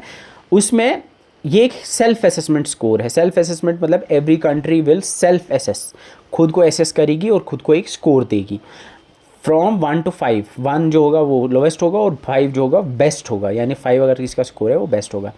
यानी जो disaster reduction risk reduction score अगर आप याद रखोगे तो इसको disaster risk reduction progress score भी कहते हैं। तो DRRPS is disaster risk reduction progress score. ये 1 to 5 स्केल में एक स्कोर होता है जो एक सेल्फ असेसमेंट स्कोर होता है, जो कि कंट्रीज़ खुद को देती हैं, एंड इट एक्चुअली टेल्स के it reflects the degree to which the countries have prioritized their disaster risk reduction। यानी कंट्रीज़ ने, यानी हर एक कंट्री ने कितना प्रायोरिटी दिया है डिज़ास्टर रिस्क रिडक्शन को, ये स्कोर उस चीज़ को रिफ्लेक्ट करता है। इसमें 2011 में जो आया था दैट वाज स्विट्ज़रलैंड का 4.75 स्कोर था, it was at the top, and India का जो स्कोर था दैट वाज 3.25। ठीक है, तो ये याद रख सकते हो। बेस्ट इसमें जो था वो था स्विट्ज़रलैंड 4.75 एंड ब्राज़ील 4.5 पे था। ठीक है, एंड इसमें याद रखना है ये 1 to 5 स्केल का एक स्कोर होता है। इसमें रीसेंट मुझे मिला नहीं, दिस वाज द 2011 का मुझे मिला था, वर्ल्ड बैंक का ये डेटा है, तो मे बी इस साल का भी मे बी अगर आया होगा, यू कैन सर्च दैट। अगर किसी को मिला तो आप कमेंट्स में नीचे लिख देना, मैं फिर इसको नोट्स में ऐड कर दूँगा। That we have to learn. तो डिज़ास्टर रिस्क रिडक्शन में ज़्यादा कुछ है नहीं, ये ज़्यादा इसमें मुझे नहीं लगता है इसमें क्वेश्चन आएगा। तो एक दो फैक्ट्स जो है, 1990s as the decade of international decade for national disaster reduction, ये याद रखना, और disaster risk reduction progress score ये याद रखना। ठीक है, उसके बाद we have something called as EWS। EWS stands for the early warning system. Maybe आपने देखा भी होगा पिछले कुछ 1-2 सालों से, अगर कहीं पे बारिश ज़्यादा होती है तो एक SMS आता है सबको, NDA में करके SMS आता है, उसमें लिखा होता है फ्लैश फ्लड वार्निंग, या जब विंटर्स होते हैं तो आता है avalanche warning in the districts of से फॉर एग्जांपल कुलगाम, अनंतनाग, गांदरबल, कुपवारा, इस तरह से हमारा एक मैसेज आता है। वो एक अर्ली वार्निंग सिस्टम का एक कंपोनेंट है। ठीक है, तो अर्ली वार्निंग सिस्टम क्या है? अर्ली वार्निंग सिस्टम एक ऐसा सिस्टम है जो कि हज़ार्ड्स को मॉनिटर करता है। किस टाइप के हज़ार्ड को? हर तरह के हज़ार्ड को, यानी अर्थक्वेक्स को, फ्लड्स को, फ्लैश फ्लड्स को, एवेलेंच को, फॉरेस्ट फायर्स को, बहुत सारी जितने भी नेचुरल या फिर जो आपके मैन मेड डिज़ास्टर्स होते हैं उनको मॉनिटर करता है और फोरकास्ट करता है। फोरकास्ट मतलब पहले बता देता है कि यहाँ पे फॉर एग्जांपल डिज़ास्टर आ सकता है, यहाँ पे फॉर एग्जांपल ये मैन मेड या नेचुरल डिज़ास्टर आ सकता है। यानी एक तो मॉनिटर, एक ऐसा सिस्टम जो मॉनिटर करे, प्रेडिक्ट कर पाए या फोरकास्ट कर पाए, और फिर कम्युनिकेट कर पाए, यानी लोगों तक मैसेज पहुंचा पाए कि आपको प्रिपेयर्ड रहना है, ये इस एरिया में ये डिज़ास्टर आने के चांसेस हैं, तो you should be prepared for it. तो ये बेसिकली एक इंफॉर्मेशन डिसमिनेशन सिस्टम होता है, यानी लोगों को पहले ही अवेयर कराना कि यहाँ पे चांसेस है कि डिज़ास्टर आएगा, you should be prepared for it. It's called early warning system, यानी लोगों को पहले ही वार्न करना कि ऐसे कोई डिज़ास्टर आ सकता है। तो कोर आइडिया क्या है? Core idea is to provide timely and effective information, यानी वक्त पे पहले ही इंफॉर्मेशन प्रोवाइड करना that allows people expose to a hazard to take action to avoid और reduce their risk and prepare for effective response. यानी जिन लोगों को खतरा होता है, जो कि एक्सपोज्ड होते हैं टू हज़ार्ड, वो पहले से ही प्रिपेयर रह पाए और उनको कम से कम नुकसान पहुंच पाए, क्योंकि उनको जब पहले से ही बता दिया जाएगा तो obviously they will prepare for it. ठीक है, इसमें इंपॉर्टेंस क्या है? इम्पॉर्टेंस क्या है EWS की? इम्पॉर्टेंस इस अर्ली वार्निंग सिस्टम इम्पॉर्टेंट इसलिए है क्योंकि ये सिग्निफिकेंटली रिड्यूस कर सकता है loss of life and property को, क्योंकि पहले ही लोगों को अगर इन्फॉर्मेशन दी जाएगी तो पहले ही प्रिपेयर हो पाएंगे, पहले वो तैयारी रखेंगे, तो ऑब्वियसली डैमेज भी कम होगा। एग्जाम्पल्स में we have the cyclone warning systems होते हैं, यानी जो कोस्टल एरियाज होते हैं जहाँ साइक्लोन्स आते हैं उनको पहले ही साइक्लोन वार्निंग सिस्टम्स होते हैं, पहले ही वहाँ पे बड़े बड़े माइक्रोफोन्स पे भी, बीचेस पे लाइक इस तरह के होते हैं, या फिर आजकल के डेट में तो हम कम्युनिकेशन चैनल यूज़ करते हैं मोबाइल फ़ोन पे, तो मोबाइल पे SMS आ जाता है। सुनामी वार्निंग सिस्टम्स होते हैं, फ्लड फोरकास्टिंग सिस्टम्स होते हैं, या लैंडस्लाइड वार्निंग सिस्टम्स होते हैं जो पहले ही बता देते हैं कि चांसेस है कि फ्लड आएगा या कोई भी इस तरह का डिजास्टर आएगा। इसमें इसकी जो की कंपोनेंट्स है उसमें फर्स्ट है रिस्क नॉलेज, यानी पहले तो पता होना चाहिए हज़ार्ड और वल्नरेबिलिटी के बारे में, यानी पहले तो ये पता होना चाहिए कि कहाँ पे हज़ार्ड आएगा, यानी जो अर्ली वार्निंग सिस्टम जो बनाएगा, जो डिज़ाइन करेगा, या जो हम इम्प्लीमेंट करेगा, या जो government early warning system design करेगी, उसको तो पता होना चाहिए पहले कि कहाँ पे हज़ार्ड आएगा, और दूसरा उसको पता होना चाहिए कि इस हज़ार्ड की वजह से कौन कौन से लोग जो हैं वो इम्पैक्ट हो सकते हैं, तो उन्हीं को मैसेज जाएगा। उसके बाद फिर एक मॉनिटरिंग और एक वार्निंग सर्विस होती है, यानी एक ऐसा सिस्टम होता है इसमें सेंसर्स होते हैं बेसिकली जो लगे हुए होते हैं, या इसमें रडार्स होते हैं जो लगे होते हैं, जो कि डिटेक्ट करते हैं पहले ही कि यहाँ पे फॉर एग्जांपल कहीं पे समंदर के अंदर क्वेक आया, तो वहाँ पे एक सेंसर था जिसने डिटेक्ट किया कि अर्थक्वेक आया, तो जैसे ही अर्थक्वेक आया तो वहाँ पे सुनामी के चांसेस हो सकते हैं, तो उसी टाइम पे फिर इन्फॉर्मेशन दी जा सकती है सबको कि, तो मॉनिटरिंग का मतलब होता है कंटिन्यूअसली मॉनिटर करना कि कहीं पे कोई ऐसा इवेंट तो नहीं हुआ। फिर होता है डेसिमेशन एंड कम्युनिकेशन, यानी once something has been detected, अगर कुछ डिटेक्ट हुआ, मॉनिटरिंग सिस्टम जो है अगर उसने कुछ डिटेक्ट किया तो फिर इन्फॉर्मेशन डेसिमेशन होती है, यानी लोगों तक मैसेज पहुंचाया जाता है क्लियर वे में, या वो सायरन्स के थ्रू, रेडियो के थ्रू, टीवी के थ्रू, मोबाइल अलर्ट्स के थ्रू, या कम्युनिटी वॉलंटियर्स के थ्रू लोगों तक पहुंचाई जाती है। ठीक है, सो ये सारे अर्ली वार्निंग सिस्टम के कंपोनेंट्स होते हैं। अब इसमें एक टर्म है EW4A, ये याद रखना, EW4A is basically early warning for all. ये मार्च 2022 में UN जनरल असेंबली ने लॉन्च किया था। ये एक इनिशिएटिव है जिसके तहत every person on the earth to be protected by early warning system, यानी यूनाइटेड नेशंस सेक्रेटरी जनरल ने ये लॉन्च किया था कि हर दुनिया का हर एक शख्स, हर एक पर्सन जो है उसको that should be covered under the early warning system by 2027, यानी 2027 से पहले या 2027 तक हर कोई शख्स जो है वो अर्ली वार्निंग फॉर ऑल के तहत उसको अर्ली वार्निंग सिस्टम के अंडर उसको प्रोटेक्शन मिलनी चाहिए। यानी कोई भी इंसान जो कहीं पे भी रहता है, जो भी वल्नरेबिलिटीज़ उसके आसपास है, जो भी रिस्क उसके आसपास है, जो भी वहाँ पे डिज़ास्टर्स हो सकते हैं, हज़ार्ड्स जो भी हैं, तो वहाँ पे अर्ली वार्निंग सिस्टम्स जो हैं वो कवर करने चाहिए उसको। ठीक है, इसमें डेट याद रखना बाय 2027, और ये EW4A पूछा जा सकता है, इसकी फुल फॉर्म याद रखना, अर्ली वार्निंग्स फॉर ऑल है। Now there is something called as Sachet portal. Sachet portal जो है ये इंडिया का एक पोर्टल है, and it's based on the CAP। CAP stands for the common alerting protocol. Common alerting protocol जो है ये एक स्टैंडर्ड यूनिवर्सली एक्सेप्टेड प्रोटोकॉल है जो कि अर्ली वार्निंग सिस्टम्स में यूज़ होता है। इसमें बेसिकली बताया गया है कि जो आप इमरजेंसी अलर्ट्स भेजोगे वो किस तरह से आप भेजोगे, किन कम्युनिकेशन चैनल्स के थ्रू भेजोगे, उनका क्या फॉर्मेट होगा, वो सारी चीज़ें इस कॉमन अलर्टिंग प्रोटोकॉल में जो है बनाई गई। ये WMO का प्रोटोकॉल है, ये याद रखना। एंड इंडियन गवर्नमेंट ने एक अलर्ट सिस्टम बनाया है जिसका नाम है सचेत, जो इसी कॉमन अलर्टिंग प्रोटोकॉल CAP पे बेस्ड है। And it was introduce to improve the public safety during natural and man made disasters like earthquakes, cyclones etcetera. इन किसी भी टाइप का अगर कोई डिज़ास्टर आता है तो उस केस में ये सचेत प्रोटोकॉल जो है ये एक अर्ली वार्निंग सिस्टम है।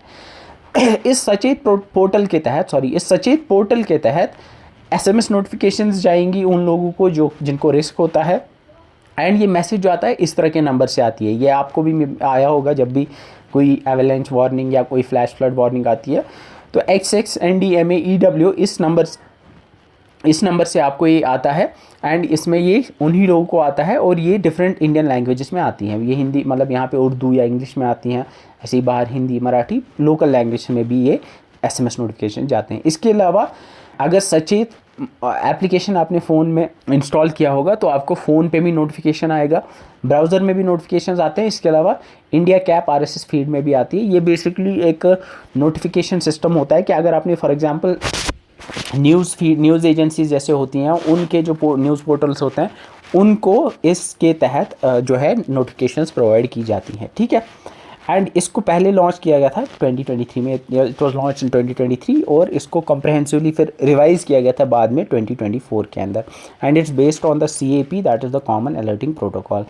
ये अलर्ट सिस्टम जो है इसको मैनेज करता है NDMA, याद रखना, इसको national disaster management authority manage करता है। एंड इट्स कोऑर्डिनेटेड, यानी ये बाकी organisations like IMD, that is Indian meteorological department, CWC, that is central water commission, FSI, that is the Forest Survey of India, INCOIS, that is the Indian National Center for Ocean Imaging System, and DGRE, that is Defense Geoinformatics Research Establishment, ये भी इसके साथ coordinate करके इसको manage करती है। तो इसमें हमने जो पढ़ा वो ये था कि इंडिया का जो कम्प्रहेंसिव एक पोर्टल है, जो अर्ली वार्निंग सिस्टम है, उसको सचेत पोर्टल कहते हैं।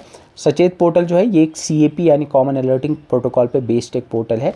एंड इस सचेत पोर्टल के तहत SMS के through, mobile app notification, browser notification और इंडिया कैप RSS फीड के थ्रू लोगों को इन्फॉर्मेशन प्रोवाइड की जाती है रिगार्डिंग द डिज़ास्टर्स। अब इंडिया के अंदर हमारे पास अर्ली वार्निंग सिस्टम्स हैं डिफरेंट टाइप के। एक सचेत नाम का एक पोर्टल है, एक दूसरा पोर्टल है ये फाइनेंशियल, अगर कहीं पे जो लोगों को फॉर एग्जांपल अवेयर, ये RBI इसको मैनेज करता है। एंड इसका जो पर्पज़ है, it's to warn against the illegal deposit taking entities, यानी ये फाइनेंशियल रिस्क या फाइनेंशियल हैज़ार्ड्स के रिलेटेड इंफॉर्मेशन डिसमिनेट करने के लिए, या अर्ली वार्निंग सिस्टम है related to the financial risk. याद रखना ये दूसरा एक सचेत नाम का है, ठीक है। Then we have the ITEWS, it stand for Indian tsunami early warning system. इसकी फुल फॉर्म याद रखना। ये किस टाइप की वार्निंग्स देता है? ये वार्निंग्स देता है, ये डिटेक्ट करता है अर्थक्वेक्स को और उसके रिलेटेड, अगर सुनामी फिर बाद में आती है इंडियन ओशन में अगर कहीं पे आती है, और इसको मैनेज करता है इनकॉइस जो मैंने आपको बोला, Indian national centre for ocean imaging system. इसको मिनिस्ट्री ऑफ अर्थ साइंसेज जो है वो इसके अंदर आता है, ठीक है। तो याद रखना ITEWS जो है ये जियोलॉजिकल या फिर अर्थक्वेक बेसिकली एंड सुनामीज़ के रिलेटेड जो हज़ार्ड्स हैं इंडियन ओशन में जो होते हैं उनके रिलेटेड इन्फॉर्मेशन प्रोवाइड करता है। IMD वार्निंग सिस्टम ये वेदर के रिलेटेड है और साइक्लोन्स के रिलेटेड जो है वार्निंग्स देता है, इसको IMD इम्प्लीमेंट करती है। FEWS that's flood early warning system, ये रिवर्स में या हाइड्रोलॉजिकल बेसिकली रिवर्स में जो फ्लड्स आते हैं उनमें उनके रिलेटेड ये इन्फॉर्मेशन प्रोवाइड करता है, उनके रिलेटेड ये वार्निंग्स देता है। इसको CWC that is central water commission जो है मैनेज करता है, इम्प्लीमेंट करता है। Then we have iFlows Mumbai. IFlows जो है ये एक अर्बन फ्लडिंग वार्निंग सिस्टम है, यानी ये इसको मिनिस्ट्री ऑफ अर्थ साइंसेज और BMC यानी बॉम्बे म्यूनसिपल कॉरपोरेशन जो है वो हैंडल करती है। एंड ये एक फ्लड अर्ली वार्निंग सिस्टम है मुंबई के लिए। मुंबई में जो सिटी के अंदर जो अर्बन फ्लड्स आते हैं उनके लिए वो अर्ली वार्निंग सिस्टम है।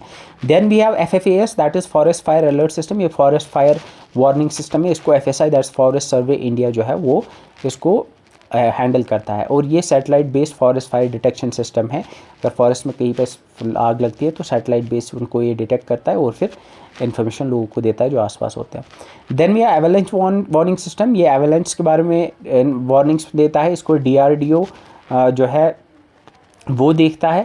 एंड ये एक एवलांच प्रेडिक्शन है हिमालयन रीजन्स में, क्योंकि एवलांच हिमालयाज़ में ही आती है। Early warning dissemination system that is EWDS, ये साइक्लोन्स और कोस्टल डिज़ास्टर्स के रिलेटेड है। एंड इसको Orissa state disaster management authority handle करती है। संदर्भ दैट इज़ SANDRP अलर्ट, ये डैम और रिजर्वायर सेफ्टी रिलेटेड डिज़ास्टर्स को कवर करती है।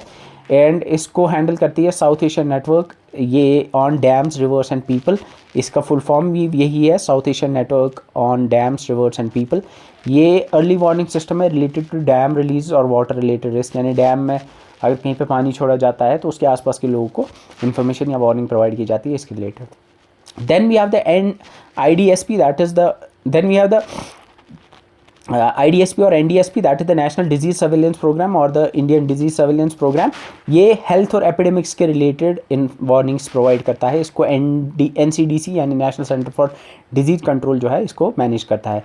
एंड ये प्रिडिक्ट करता है outbreaks of different disease like malaria, dengue या बाकी जो होते हैं, मलेरिया, डेंगू और बाकी जो रिलेटेड डिजीज़ होती हैं।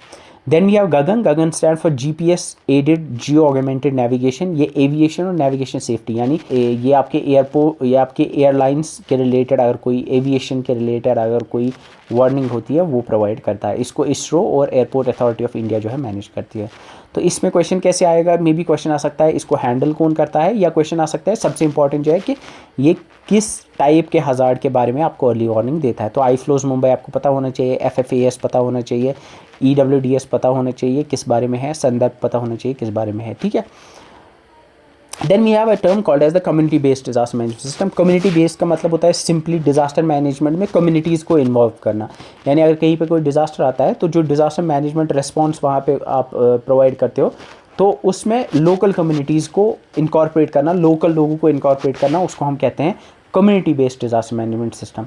एंड इसका सिंपल मतलब होता है, इसका जो कोर आइडिया है या कोर प्रिंसिपल जो है वो है to recognise that local communities are the first responders. मतलब ये रिकग्नाइज करना कि जब भी कोई डिजास्टर आता है तो सबसे पहले जो रेस्पॉन्ड करता है, सबसे पहले जो अगर हम सिंपल टर्म्स में करेंगे हेल्प के लिए जो वहाँ पहुँचता है वो लोकल लोग होते हैं। And possess valuable local knowledge and resources, और लोकल लोग जो होते हैं उनको लोकल रिसोर्स के बारे में पता होता है, उनको लोकल एरिया का डेमोग्राफी या उसका जो जियोग्राफी है सब कुछ पता होता है। इसलिए हमें लोकल लोगों को एम्पावर करना चाहिए, हमें लोकल लोगों को ही सिखाना चाहिए, उनको प्रिपेयर करना चाहिए, उनको ट्रेनिंग देनी चाहिए, ताकि कल को अगर कोई डिज़ास्टर आए तो वो सबसे पहले पहुँचेंगे और सबसे पहले वो रेस्पॉन्स में वो लोगों की जानें बचा सकते हैं।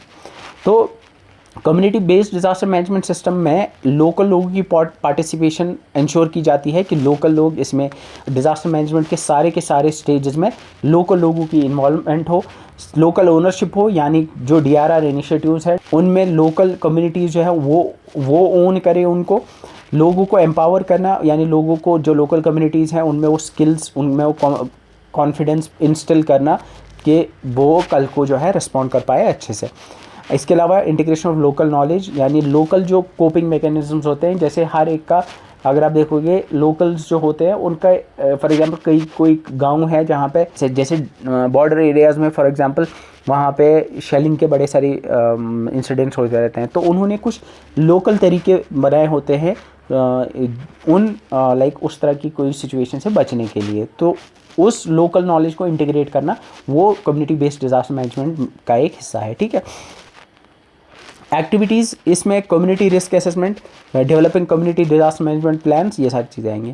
तो इसका बेनिफिट क्या है, most effective and culturally appropriate disaster management system है ये, क्योंकि ऑब्वियसली इससे इंक्रीज कम्युनिटी रेजिलियंस होती है, इससे कम्युनिटी की रेजिलियंस बढ़ती है एंड ये एक सस्टेनेबल सोल्यूशन होता है, ठीक है। इसके बाद we have something called as IRS and ICS। तो IRS एंड ICS ये क्या है, ये बेसिकली दो फ्रेमवर्क्स हैं, ये दो फ्रेमवर्क्स हैं use for managing incidents but they have distinct focus, यानी दोनों के दोनों जो है ये डिजास्टर रिलेटेड इंसिडेंट्स को मैनेज करने के लिए यूज़ किए जाते हैं, इंसिडेंट रेस्पॉन्स सिस्टम और incident command system. Incident command system जो है ये बेसिकली जब इंसिडेंट होता है, जब डिज़ास्टर आता है उस टाइम पे ये यूज़ होता है, ये फ्रेमवर्क जो है उस टाइम पे काम आता है। और जो ICS है ये IRS का पार्ट है, IRS is incident response system. Incident response system जो है ये एक बड़ा सिस्टम है जिसमें ICS भी आता है और बाकी चीज़ें भी आती हैं। तो याद रखना ICS stands for incident command system, it's a key component of IRS।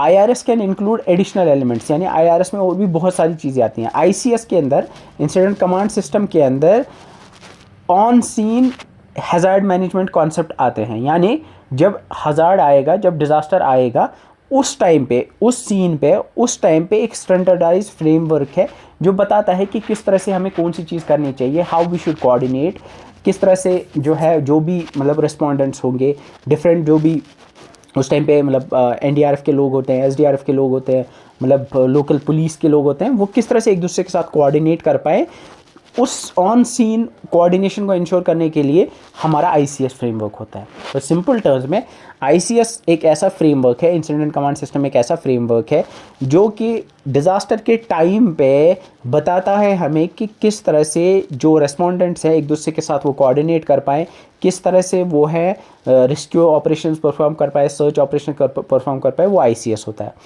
Incident response system में ICS भी आता है और बाकी सारी चीज़ें भी आती हैं। IRS में इंसिडेंट से पहले यानी डिज़ास्टर से पहले के इवेंट्स भी आते हैं और डिज़ास्टर के बाद वाले इवेंट्स भी आते हैं और डिज़ास्टर के दौरान वाले भी इंसिडेंट्स आते हैं। तो IRS एक ऐसा फ्रेमवर्क है जो कि बताता है कि डिज़ास्टर से पहले किस तरह से प्लान करनी चाहिए चीज़ें, डिज़ास्टर के बाद कैसे करना चाहिए और डिज़ास्टर के दौरान कैसे करनी चाहिए। तो आई गेस ये समझ आ गया होगा। ICS is on scene framework, यानी जिस टाइम पर डिज़ास्टर आता है उस टाइम पे किस तरह से कोऑर्डिनेशन करना है वो ICS बताता है। और IRS एक बड़ा फ्रेमवर्क है जिसमें ICS और बाकी चीज़ें भी आती हैं। इसकी की फीचर्स क्या हैं? पहली चीज़ तो है स्टैंडर्डाइज्ड टर्मिनोलॉजी, यानी इसका मतलब है कि जो भी रेस्पॉन्डर्स होंगे उनके लिए कॉमन लैंग्वेज होनी चाहिए, कॉमन टर्मिनोलॉजीज होनी चाहिए। यानी जो भी रेस्पॉन्डर होगा, रेस्पॉन्डर का मतलब होगा जो कि डिज़ास्टर के टाइम पे जो कि हेल्प करने आता है। फॉर एग्जांपल NDMA, NDRF की जो टीम आती है, SDRF की टीम आती है, पुलिस आती है, लोकल लोग जो होते हैं या जो वॉलंटियर्स होते हैं डिफरेंट NGOs के, उन सब के लिए कॉमन लैंग्वेज होनी चाहिए, कॉमन टर्मिनोलॉजीज होनी चाहिए। ऑब्वियसली कॉमन लैंग्वेज होनी चाहिए, कॉमन टर्मिनोलॉजीज होनी चाहिए, बिकॉज तभी जाके वो एक दूसरे के साथ कम्युनिकेट कर पाए। मॉड्यूलर ऑर्गेनाइजेशन, मॉड्यूलर ऑर्गेनाइजेशन का मतलब है कि जो ये टीमें होंगी वहाँ पे, जो ये लोग होंगे वहाँ पे, वो मॉड्यूलर ऑर्गेनाइजेशन होनी चाहिए, यानी उनके मॉड्यूल्स होने चाहिए, यानी छोटे छोटे ग्रुप होने चाहिए। जैसे कहीं पे एक मॉड्यूल की ज़रूरत पड़ेगी, कहीं पे 4 मॉड्यूल्स की ज़रूरत पड़ेगी। तो based on the size of the incident हम मॉड्यूल्स को बढ़ा सकते हैं। फॉर एग्जांपल कहीं पे बड़ा इंसिडेंट है तो वहाँ पे 10 ग्रुप्स की ज़रूरत पड़ेगी, कहीं पे छोटा इंसिडेंट है वहाँ पे 2 ग्रुप्स की ज़रूरत पड़ेगी। तो मॉड्यूलर ऑर्गेनाइजेशन का मतलब है कि जो ये ग्रुप्स होंगी, जो ये टीम्स होंगी, इनको हम मॉड्यूल्स की फॉर्म में बनाएंगे ताकि based on the size of the event हम इनको बाद में फिर डिप्लॉय कर पाएँ। Then we have unified command. Unified command का मतलब है कि यूनिफाइड कमांड का मतलब होता है कि एक ही कमांड, एक ही सेंटर एक तरह से होना चाहिए, ठीक है।